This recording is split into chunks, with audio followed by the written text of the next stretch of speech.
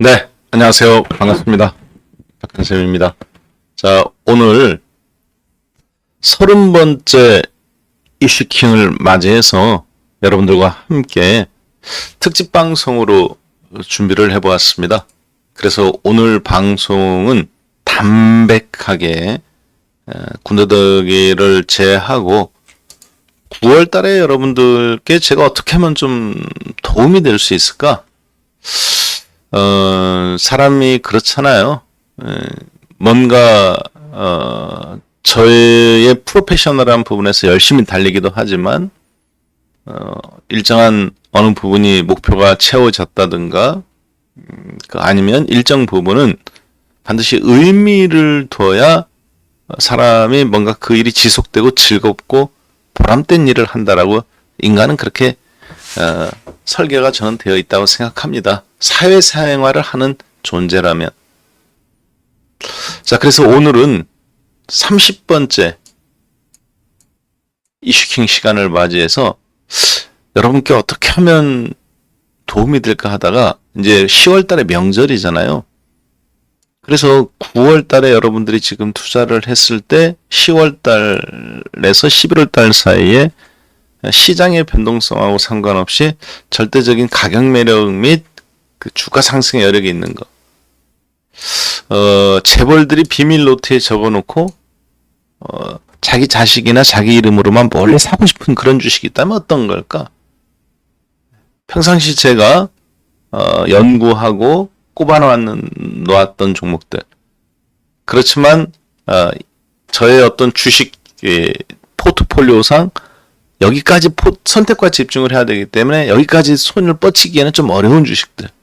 그런 주식으로 7개를 꼽아서 함께 보도록 하겠습니다.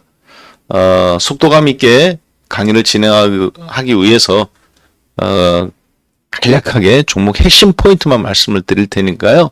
여러분들께서 잘 기억하셨다가 이 종목들로 이번 연도 9월달 그리고 또 연말까지 해서 충분한 수익률 누리시길 바라겠습니다. 자, 그 첫 번째 종목은요. 바로 호텔 신라입니다. 호텔 신라는 삼성그룹의 계열사이기도 하지만 최근 들어서 호텔 신라 주가가 상당히 약세 흐름을 보였어요. 자, 그런데 호텔 신라는 우리나라 호텔업계 그리고 면세점 업계에서 상당히 브랜드 파워가 있는 종목입니다. 오늘 7개 종목은 다 그런 브랜드 파워가 있는 종목입니다. 자, 그래서 핵심 포인트는 이 회사는 이부진 회장님이 최대 주주, 이부진 회장님이 경영권을 갖고 있다. 에버랜드 경영권을 갖고 있었고 화학업종에 대해서 삼성그룹에서 가장 많은 지분을 갖고 있던 이부진 회장님이 이건 회장님 돌아가시고 나서 에버랜드에서도 나오고 그리고 나서 또 화학업종도 주가도 전부 다 롯데라든가 하나에다 매각하고 그리고 남아있는 게 지금 이거 딱 하나예요. 경영권을 갖고 있는 게. 근데 본인도 지분이 또 녹록지는 않습니다. 삼성물산을 통해서 이제 실질적으로 이제 사이드로 이 회사를 실제 경영을 하고 있는 것 뿐인데 이부진 회장님이 두 달 전인가에 이 회사에 중요한 정관 변경이 있었어요. 정관 변경이라는 것은 우리로 따지면 헌법 변경하고 똑같습니다. 어떤 거였느냐? 신사업 진출이었습니다. 바로 호텔 신라가 실버 산업에 진출하겠다라는 정관 변경을 합니다. 이미 삼성은 용인 지역에 실버타운을 운영을 하고 있습니다. 요양병원하고 실버타운은 다릅니다. 요양병원은 못 움직일 때 들어가는 거고 실버타운은 관절 팔팔하고 내 몸으로 걷고 뛰어들고 즐겁게 할 때 거기에 실버타운에 들어가서 즐거운 삶을 살기 위해서 더 윤택한 삶을 살기 위해서 가는 것이 여기입니다. 호텔 사업에서 실버 산업에 진출, 급격히 고령화가 되고 있는 한국 사회. 탁월한 선택이라고 저는 생각합니다. 차트의 모습을 보면요. 이런 모습이에요. 최근에 주가가 4만원 전후에서 5만원 4천원까지 한 30% 올라갔었습니다. 그랬다가 지금 눌림목 45,000원에서 다시 또 이렇게 살짝 고개 들고 있죠. 이것만 보면은 그냥 그런가 보다 하실 수 있겠지만 장기적으로 보면 이 주식은 지난 10년 넘게 하락했습니다. 코로나 주가가 이 자리예요. 코로나 주가보다 더 하향 7만 원이었는데 지금 4만 원입니다. 그 사양 산업에 해당됐었잖아요. 코로나로 인해 가지고. 자, 그런 상태 속에서 면세점 사업도 또 중국에서 회복하지 못하고 싱가포르 창의공원이라는 데 지지부진하고. 근데 지금 어떻습니까? 절대적인 가격 저평가 구간에 진입했다고 저는 보고 있습니다. 그리고 나서 그 구간을 지금 탈출하고 있죠. 탈출해서 정별 구간으로 61선 위로 올라탔다가 지금 최근에 눌림 다시 회복하는 과정인데요. 5만 원 미만이라면 꽤 만족스러운. 이미 한번 발동은 걸렸어요. 10년간 역별됐다가 이제 정별 구간으로 전환되고 있습니다. 여러분들한테 제가 이런 종목들 말씀드리는 거 정관 변경됐다라는 거 이런 회사 신사업을 한다는 것 자체가 굉장히 저는 의미 있다고 보고 있거든요. 그 자체로서 충분히 주가가 2배는 상승할 여력이 있다. 이렇게 좀 보셔야 되겠습니다. 자, 두 번째 종목으로 건너가겠습니다. 자, 두 번째 종목은 오늘 장에서 장 마감하고 나서 굉장한 지금 이슈가 되고 있는 종목이기도 한데요. 바로 여러 번 말씀드렸던 HMM이라는 종목입니다. HMM은 오늘 5.8% 상승을 했어요. 자, HMM은 제가 여러분들께 여러 번 주가가 조정을 받을 때마다 매력적인 구간이다. 앞으로 이제 매각 이슈가 있다. 뭐 충분히 다 이해하셨을 거라고 생각합니다. 자, 어떤 이유로 HMM을 봐야 될까요? 네, 첫 번째는 북극 항로. 트럼프 대통령으로 인해서 우리나라도 북극 항로 개방이 되기 때문에 앞으로 대비를 해야 되는데 HMM이 가장 큰 또 수혜주이기도 합니다. 자, 그런데 이 회사는 더 큰 현실적인 수혜가 있어요. 어떤 거냐? 매각 이슈입니다. HMM은 산업은행에서 35% 그리고 우리나라 해양 수산부 관련 분야에서 또 지분을 갖고 있습니다. 거기다 국민연금 5%까지 도와줘. 그럼 실제 유통 물량이 전체 78%가 잠겨 있습니다. 유통 물량은 22%밖에 없어요. 그러니까 정부가 78% 갖고 있는 겁니다. 매각해야 될까요? 안 해야 될까요? 네, 정부가 78%를 갖고 있을 필요도 없습니다. 40%만 갖고 있어도 혹은 51%만 갖고 있어도 매각해야 된다고 봅니다. 그래서 정부가 2대 주주가 될 거냐 1대 주주를 유지할 거냐 민간 기업한테 넘기는 게 저는 맞다고 보고 있고요. 매각 이슈가 여러 번 불고 나왔었죠. 네. 지금 오늘 포스코 그룹이 이 회사를 지금 인수한다는 계획이 오늘 막 뉴스가 나오고는 있는데 한번 차트 한번 잠깐 보겠습니다. 이런 모습이죠. 네. HMM 한번 차트 한번 잠깐 보고 간다면은 이런 차트 모습이에요. 중장기적으로 하락을 했죠. 51,000원에서 13,000원까지 떨어졌다가 최근에 이제 다시 1, 2년 사이에 이렇게 살살살 고개 들고 일어나고 있는데 올라가다가 지금 최근에 이렇게 두들겨 맞았습니다. 오늘은 이제 이렇게 한번 슈팅이 나와가면서 드디어 발동이 걸리기 시작했네요. 여러분하고 저하고 굉장히 좋은 타이밍입니다. 왜 그러느냐? 이런 주식은 한번 이렇게 크게 발동이 걸리고 나서 조정받고 어디까지 떨어질지 모르잖아요. 어떤 빅 이슈가 있을 때 한번 움직이거든요, 또. 그렇지만, 중장기로 봤을 때는 굉장히 낮은 가격이죠. HMM, 지금 최대 주주가 지금 보니까 산업은행이 36% 지분을 갖고 있고요. 한국산업은행이. 그 다음에, 또 하나는, 한국해양진흥공사가 지금 보시는 것처럼 35% 지분을 갖고 있네요. 거기다 국민연금 5%까지 더하면 78%가 물량이 잠겨 있습니다. 22%만 유통 물량이에요. 매각 이슈 뿐만 아니라 작은 이슈에도 굉장히 민감하게 움직일 수 있는데 민간한테 지분이 간다. 충분히 신고점까지는 아니더라도 35,000원에서 4만원 정도 수선상까지는 강세장과 더불어서 움직일 가능성이 확률적으로 좀 충분히 높다. 이렇게 봐도 되겠습니다. 그 다음 종목 세 번째, 재벌들이 숨겨놓고 싶은 세 번째 종목. 솔직히 이런 종목은 여러분들한테 이거 방송에서 말씀드리고 싶지는 않은 주식입니다. 보령이라는 주식입니다. 제약회사죠. 자, 오늘 0.95% 올라서 8,460원이네요. 이 회사는 사상 최초로 2024년도에 매출액이 1조를 돌파했습니다. 자, 그런데 사상 최대 실적이에요. 이번 연도는 갈수록 더 성장성이 늘어나서 매년 한 20%씩 성장했었는데 성장도 매출도 계속 성장하지만 순이익이 기하급수적으로 늘어날 가능성이 매우 높습니다. 가격이 굉장히 저가 매력이에요. 여러분들도 아시겠습니다만 트럼프 대통령이 아직 마지막으로 관세를 안 때리고 있는 분야가 제약 분야죠. 바로 중국을 겨냥하고 신약 개발에 대한 부분 때문에 그렇습니다. 보력은 24,000원이라는 주가에서 2021년도 고점에서 계속 하락해서 지금 8,000원입니다. 60%가 넘는 물량을 오너 일가가 가지고 있습니다. 64.7%의 물량을 오너 일가가 가지고 있네요. 지금 보니까. 그렇죠? 64.7%. 거기에다 특수관계인까지 더한다면 실질적으로 이 회사 주식의 상당 부분은 굉장히 잠겨있는 주식이라고 보여집니다. 33%만 돌아다니는데요. 이게 별로 변화가 없어요. 차트적으로도 중장기적으로도. 다행인 것은 미국과 그리고 뭐 유럽이라든가 전 세계 곳곳에 특히 현지 공장이 잘 되어 있습니다. 그리고 협력 회사들이 잘 되어 있어요. 따라서 이번 트럼프 대통령의 관세 정책, 보령한테는 굉장한 기회가 될 거라고 보여지고요. 이미 한번 그래서 덜컥 움직였었죠. 본격적인 상승 레이싱이 시작된다면 충분히 신고점 돌파까지도 2, 3년 내로 혹은 내년도까지도 저는 가능한 상태로 보고 있습니다. 2세 경영체제로도 잘 건너가고 있는 탁월한 회사라고 판단이 됩니다. 자, 그 다음 종목 한번 잠깐 보겠습니다. 그 다음 네 번째 재벌들의 황금 주식, 바로 네 번째 4선 종목은요, 대우건설입니다. 야, 뜬금없는 대우건설이 요즘 건설에서 얼마나 어려운지 아느냐. 원래 현장에 있는 사람들이 가장 어려울 때, 가장 깜깜할 때 주식은 거기서부터 움직입니다. 우리나라 IMF 때도 보세요. 구조조정에 막빠져 있기 때문에 그렇습니다. 그런 것들이. 자, 대우건설은 차트를 보시면 굉장히 매력적인 구간인데 이 회사의 중요한 포인트는 바로 이거죠. 중흥건설이 50% 지분을 인수를 했습니다.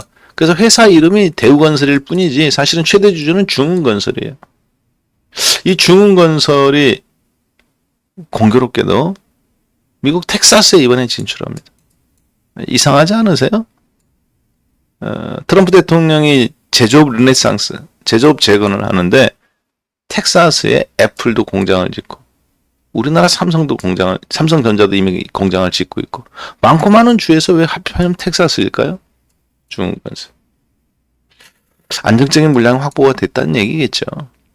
자, 차트 한번 잠깐 보고 가겠습니다. 이런 모습입니다. 대우건설이니까 얼마나 많이 빠졌겠어요. 33,000원에서 지금 10분의 1 토막 나서 지난 20년간 3,000원대까지 지금 내려왔습니다. 코로나 때가 2,600원, 그래서 9,000원까지 갔다가 지금 이 가격이죠. 주인이 바뀌었어요. 최근에 주가가 시동 부릉부릉 웅웅 거래량 솟아가면서 매집하는 현상 보이시죠? 이걸 느끼셔야 됩니다. 과거의 대우건설이라면 이런 기술적 지표만 본다고 해서 저희가 달라붙으면 안 되겠죠. 주인이 바뀌었어요. 충분히 무슨 말인지 이해가 되실 것 같습니다. 네. 신고점 9,500원 이런 데까지는 최근 5년 내까지는 충분히 제가 봤을 때는 최근 3년 5년 주가 9,000원 만원까지는 가능하지 않겠나. 왜냐 M&A를 했을 때 그만큼 이유들이 있는 거거든요. 신고점 33,000원 어렵다 하더라도 이 정도면 200% 정도 수익을 안겨받을 수 있기 때문에 이런 종목에 저는 일정 부분 진입이 가능하다고 보여지고 개인 투자자들 손을 타지는 않았습니다. 전체적으로 봤을 때 개인들은 팔았다 샀다가 아주 생쇼를 하고 있죠. 그렇다고 외국인 기관의 손도 탄 건 또 아니에요. 중흥건설이 어떤 생각을 갖고 있느냐에 따라 결정될 걸로 보여집니다. 자, 잘 생각해 보세요. M&A를 그동안 했던 기업들, 즉 어떤 회사를 누가 인수했는데 그런 주식들이 최근 몇 년간 다 올랐습니다. 하나그룹이 인수했던 삼성테크인 다 급등 나왔죠. 왜냐? 그런 회사들은 본질적으로 문제가 있던 회사들이 아니에요. 대우건설도. 대우라는 이름은 그러면 달랐으면 이 회사는 지금 20년 전에 죽었어야 되는 겁니다. 자본력에 문제가 있었던 거겠죠. 중으로 새롭게 거듭나는 대우건설, 앞으로 새로운 기회가 많이 열릴 걸로 보여집니다. 자, 그 다음에 이거는 여러분들께 정말 아까운 주식입니다. 왜 아까운 주식이냐? 부동산도 발품을 팔지만 주식도 발품을 많이 팝니다. 그런데 타이밍이 안 맞는 때가 있어요.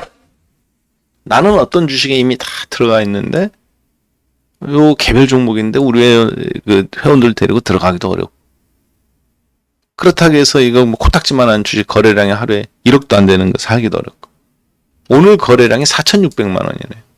이 주식. 자, 이럴 때 이런 주식들을 장기 투자를 하면 괜찮다라고 판단이 되는데, 개인이라면 가능하지만 저희가 단체로 하기는 어렵잖아요. 저희 모멘텀 주도주 클럽이나 세력킹 움직이면서. 이런 주식들 거래가 그런데 지금 4,600만 원이에요. 무슨 얘기인지 아시죠? 여러분들이 그냥 각자 알아서 사야 되는 종목이에요. 근데 이런 주식은 진짜 자식한테만, 내 자식한테만 몰래 사주고 싶은 주식. 제2의 삼양식품 같은 주식입니다. 앞으로. 자식 통장에 묻어놓고 그냥 몰래 사주고 싶은 주식입니다. 자, 어떤 상태의 주식인지 한번 잠깐 볼까요? 현대코퍼레이션은 38,000원에서 12,000원까지, 만원까지 떨어져 4분의 1 토막 났던 주식인데요. 지금 12,000원입니다. 38,000원에서, 죄송합니다. 다시 한번 진행할게요. 현대코퍼레이션은 여기 38,000원에서 이게 신규 상장을 한 건 아니에요. 분할돼서 나온 겁니다. 현대백화점 계열사입니다. 분할돼서 나온 건데, 현대백화점에서 분할돼서 나온 것이 아니라 현대백화점에서 유통하는 식품산업부, 급식사업부에서 나와서 여기 지금 그것만 하고 있어요. 현대코퍼레이션 홀딩스입니다. 현대코퍼레이션 사업부가 있고 홀딩스가 있어요. 얘는 지주사예요. 자, 그래서 식품을 유통하는 겁니다. 백화점 내라든가 현대그룹 내 전체 단체 급식이라든가. 지주사예요. 그거에 38,000원에서 만원 근처까지 떨어졌다가 14,500원 갔다가 지금 12,000원까지 밀렸습니다. 상당히 괜찮은, 세력 주포가 만약에 이 주식을 지금 거래량을 매집을 하고 있다면 흔들어가면서 평균 매수 단가가 제가 봤을 때 평단가가 12,500원이 넘습니다. 이런 경우에는. 왜? 한 번에 확 잡을 수 있는 게 아니라 들락날락 하면서 잡아야 되는 거거든요. 근데 이 유통 물량도 또 별로 없어요, 사실. 자, 그러다 보니까 아까처럼 거래가 별로 되지가 않습니다. 큰 의미에서 봤을 때. 그래서 대주주가 좀 재미있는데요. 네. 대주주가 정몽영님, KCC, HL홀딩스, 정몽성님, HDC, 네. KCC와 그리고 HDC, 그리고 정몽영님, 현대백화점 계열사인데 KCC도 들어와 있고, 무슨 얘기냐면 현대가문 전체한테 이 회사가 납품을 한다는 얘기죠. 사업부가 단체급식이라든가. 그러니까 뭐 현대중공업뿐만 아니라 다 들어가 있어요, 이 회사가. 굉장히 안정적인 회사입니다. 자, 포인트는 뭐냐? 회사가 급성장을 했어요. 그래서 덕분에. 네. 지금 보시는 것처럼 매출액이 1,600억, 1,880억, 2,100억. 1년에 한 30%씩 성장하는 걸로 보여집니다. 20%대에서 30%씩. 순이익도 사상 최대예요. 140억, 180억, 190억. 영업이익, 순이익 300억, 200억, 400억. 이번 연도 이런 회사 같은 경우에는 이제 인플레이션이 반영되기 시작한다면 매출액이 3천억까지는, 5천억까지는 제가 봤을 때는 무난하게 드러나지 않을까. 그렇게 판단이 됩니다. 차트로 보면 상당히 매력적이죠. 주가 모습 한번 잠깐 본다면 PBR이 0.37입니다. PBR이 0.37이에요. PBR이 0.37. 즉 현재 주가 대비 한 36,000원에 있어야 PBR이 1이 되는 거죠. 적정 주가가 그 자리라는 얘기죠. 주당 순이익으로 계산하면. 제가 왜 여러분들한테 아까 여러분들한테 안 알려주고 자식 통장에 몰래 묻어놓고 제2의 삼양식품처럼 장기 투자하고 싶다 말한지 이해가 되실 것 같습니다. 저희 이슈킹이 이런 방송입니다. 오늘 30번째 특집이에요. 나중에 혹시 5년, 10년 뒤에 여러분들이 이런 주식으로 한 10배도 나고 100배도 나면 그때 제가 이렇게 지나가다가 혹시 보면 베스킨라빈스에서 아이스크림 하나 사주십시오. 야, 1,000만 원 투자해갖고 10억 됐는데 베스킨라빈스에서 아이스크림 하나면 되죠. 그러면 땡키지 않겠습니까? 자, 그 다음 6번째 종목부터는 잘 아는 종목입니다. 현대제철입니다. 현대제철도 여전히 PBR이 0.24예요. 대한민국의 재벌 그룹 중에 0.24 남은 거 저 회사밖에 없습니다.